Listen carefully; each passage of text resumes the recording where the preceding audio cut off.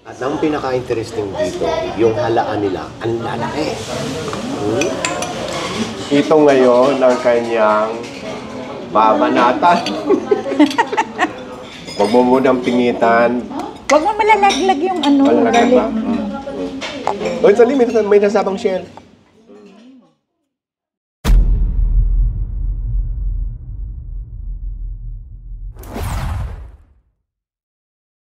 Naghahanap ba kayo ng makakainan dito sa may part ng Quezon City? Lalo pagka nag-crave kayo sa mga seafoods, dadali namin kayo ni Sweetie dito sa may kahabaan ng Katipunan Avenue at sakop ng White Plains. At dito nyo matatagpuan itong Golden Seafood Restaurant. Nakakain na kami dito at natikman na namin yung ibang luto ng crabs at nasurpresa kami dahil mayroon silang bagong dish na luto ng crab. Ito nga Marites. Tikman nyo, ang sarap nito. At bukod sa mga crabs, meron na rin silang mga steak dito katulad ng ribeye, saka ng tenderloin. At bukod sa mga a la carte na matitikman nyo rito, ay meron na rin pala silang buffet during weekends. At ang isa pang maganda rito, meron na rin pala silang catering dito sa Metro Manila. At pwede rin kayo mag-celebrate ng birthday dito katulad niyan. Lahat ng kasayahan, lahat ng mga barkadas, basta lahat ng function, pwede rin dito. Ilalagay ko yung kanilang Facebook page or link sa description ng ating video. Halimbawa, mayroon kayong mga inquiries or katanungan, doon na lang kayong mag-PM. Lahat ng mga kakainin natin mamaya, ipapakita ko sa inyo ang menu at para malaman nyo ang presyo. At bukod sa mga menu na ito, ay meron din sila mga bundle promo. Ngayon ang gagawin natin, mag-order tayo ng 7 klase ng dish. Siyempre, hindi mawawala yung seafood, saka si Marites. At titikman din natin ang kanilang ribeye, saka tenderloin. At meron akong nagustuhan isang luto dito. Luto ng pusit. So ano pang inaantay natin? Tikiman na! Kain na na. Ngayon ang unahin natin, siguro, itong scallops. Nabawasan na. Oo, nabawasan ni Sweetie. Ang bilis eh. Ngayon, ang kaibahan nitong scallops, yung aroma niya sa may tawag dito, sa may baked tahong, yung aroma nito nangingibabaw. Tapos, nako, dahil nalimutan ko na sa sobrang excitement. Oh, tapos ito. Lasang-lasa yung nangingibabaw yung garlic sa cheese. Itong pinaka-paborito ko sa natin, yung ugat-ugat. Akala ko ba ako yung may favorite niya? Ito na ba yung nalaglag na tuloy? Sige, sa'yo na. Una natin ubusin itong scallops dahil lalamig.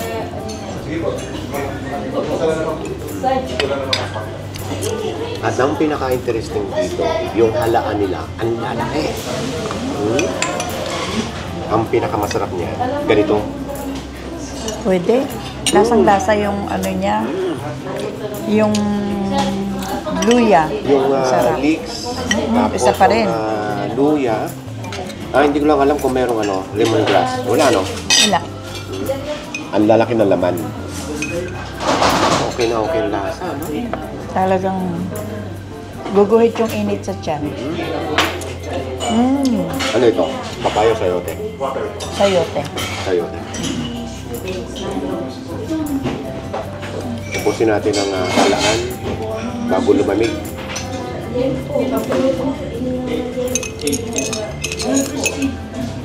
Ang kagandahan kasi walang buhangin. No? Pinapalabas ito magdamag. Oh. Yung kanyang kinain, kaya wala tayong nalasahang buhangin.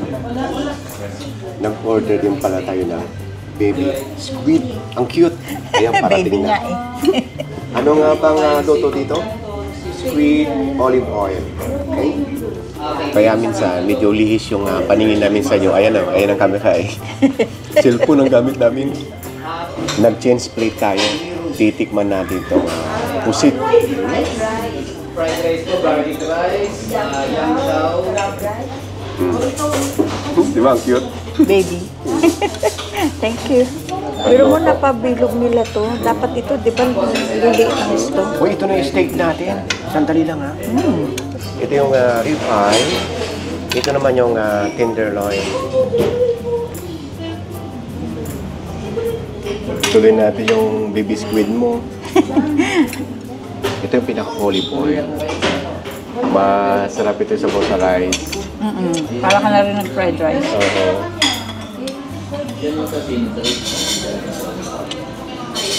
Ang kaiba lang nito sa adobo, wala siyang suka, saka toyo. Lasang-lasa kasi yung yung garlic. Sabaw natin sa rice. Mas masarap.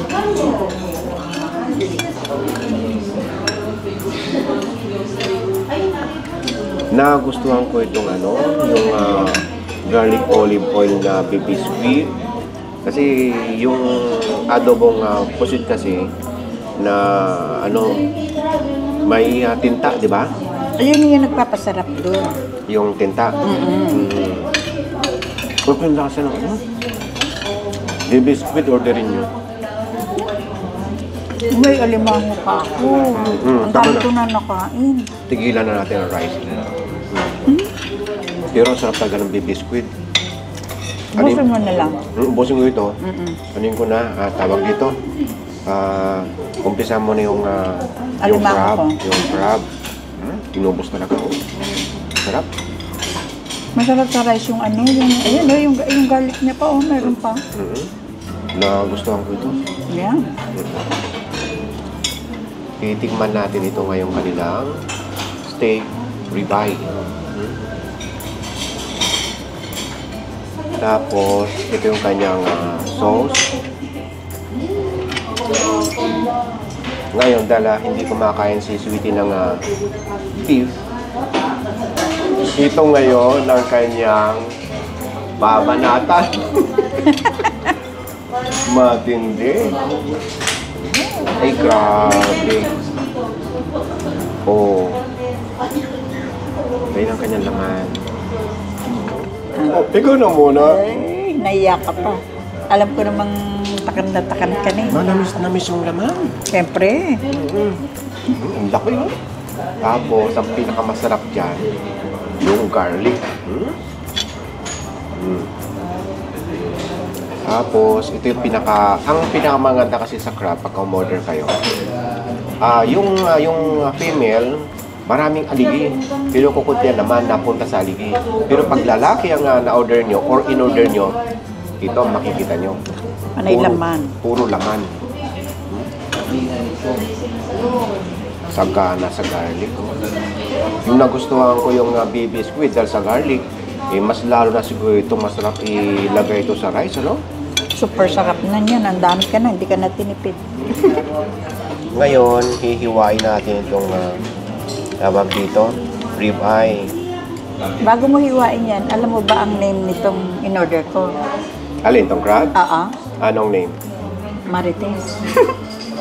Mas masarap pagka na-order mo yung parites. Ay! Hihiwain na natin ito ngayon, rib eye. Itong laban ngayon ng rib eye. Yung well done ng pagkaluto. Hindi ko muna lalagyan ng sauce. Malambot. Dito pa lang, busog na ako. Itong pinakamasarap dito, yung Medium rare siya da. yung ang tawag dito, yung meat saka yung taba nagsasama. Ay, oo, malasa yan. Masarap yan, may wine. Diba? Kayo na lang mag-wine. Masarap. Naglalagay tayo ng kanyang sauce. Itong inihiwa nating rib eye, ang timbang nito ay 300 grams.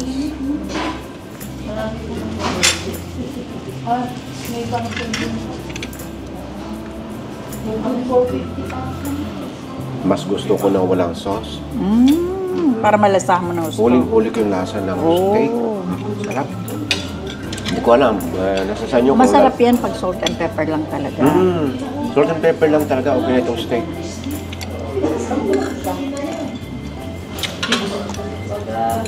Gustong-gusto yung pagka-tender ng steak. Hindi siya overcook. Kasi pag nag-overcook na yan, matigas na. Juicy. Makatas. Hindi siya dry.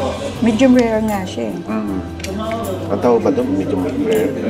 Yung hindi masyadong... Luto. Hindi Kasi masyadong pag luto. overcook yan, matigas na. Tikman naman natin kayo ng tenderloin. Bali, ang timbang nito nasa 200 grams.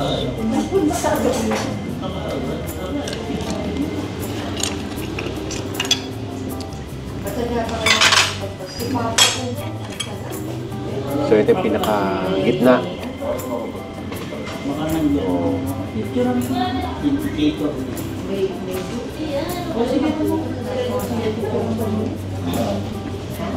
Masarap talaga yung steak pagka kinakain habang mainit pa. Mainit.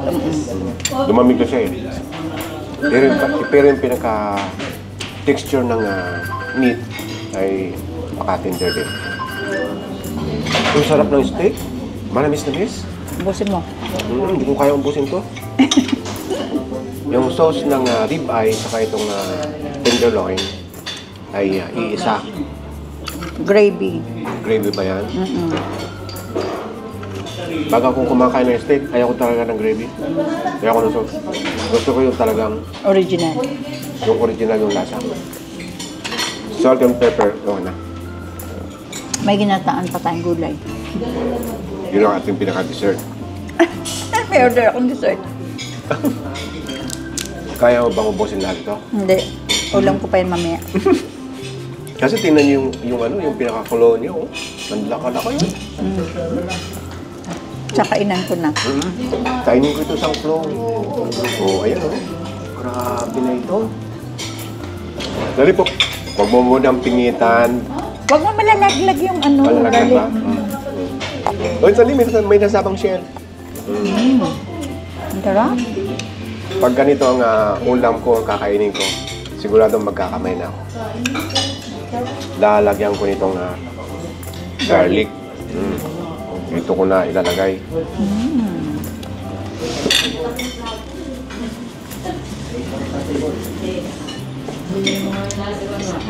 Hindi lang. Ang dahil mo na kain crab. Ako nag-uumpisa pala ako. Bisitahin nyo ito dahil hindi naman problema yung parking. Madali naman itong matagpuan. Wala na rin posible sa teknolohiya. Itin nyo lang yung golden seafood dito sa White Plains, Katipunan at sakop ng Quezon City. So ito na yung ginataang kalabasa at sitaw. Alam mo kung bakit? Ano? May shrimp. Eh talagang kaya ka pala umorder niyan dahil hindi pa rin nawawala sa yung shrimp. Ginataang kalabasa at sitaw with na may shrimp. shrimp. Alam niyo masarap yan. Ginataang kalabasa, sitaw, saka shrimp. Masarap yan. Alam niyo pagka nakapasal kayo dito sa Golden Seafood, dito nga sa may Katipunan at sakop ng White Plains, orderin niyo si Marites. Ang sarap, grabe.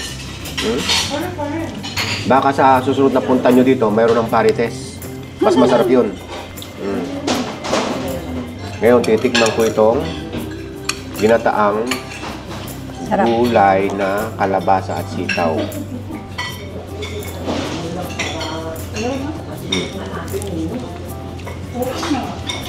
Maligat yung kalabasa. Hindi nga siya overcook. Saka yung sitaw. Natikman mo, di ba? Crunchy. Crunchy siya, hindi siya overcook. Ngayon, itong ginata na ito ay merong halong Thank you. siling haba. Ito yung mga halo niya. Sitaw, kalabasa, shrimp.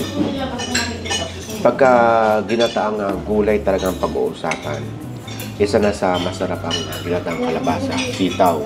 Lalo na pagka sasahugan mo ng seafood. Oo. Yung mga alimasag na maliliit. Eh ako nga, pagka nagkakatatay ba tayo sa bahay, dilis lang ang kahalo nito. Ay, Okay na. the best yun. Yung dilis, natuyo. Sarap yun. Sa 7 dish na na-order natin, anong pinaka nagustuhan mo? Yung 4. Ano yung 4? Marites, ginataang kalabasa, yung baby squid, scallops, and halaan. Halaan. Ang laki na, no? Lalaki ng laman. Kaya nagustuhan ko, madaling kunin yung laman. Tsaka hindi, kumbaga yung lasa niya talagang Nang hindi mo nagustuhan na Natikman. kakain o natikman, yung steak, ay beef yun eh, hindi siya nakain. So ako naman, ay lahat siyempre, kinakain ko. Yung kanilang rib eye, nagustuhan ko dahil sa iba naman nakakain tayo, depende nga sa version ng pagluluto. Pero yung version ng pagluluto ng rib eye dito, talagang yung medium rare niya, juicy na juicy, saka napaka-tender ng meat. Pari-pari yun naman eh. Ang pinaka-nagustuhan ko doon sa steak nila ay manamis na miss talaga. Okay, antayin niyo yung ating menu. Ipapakita ko sa inyo yung mga dish saka yung mga presyo. Okay?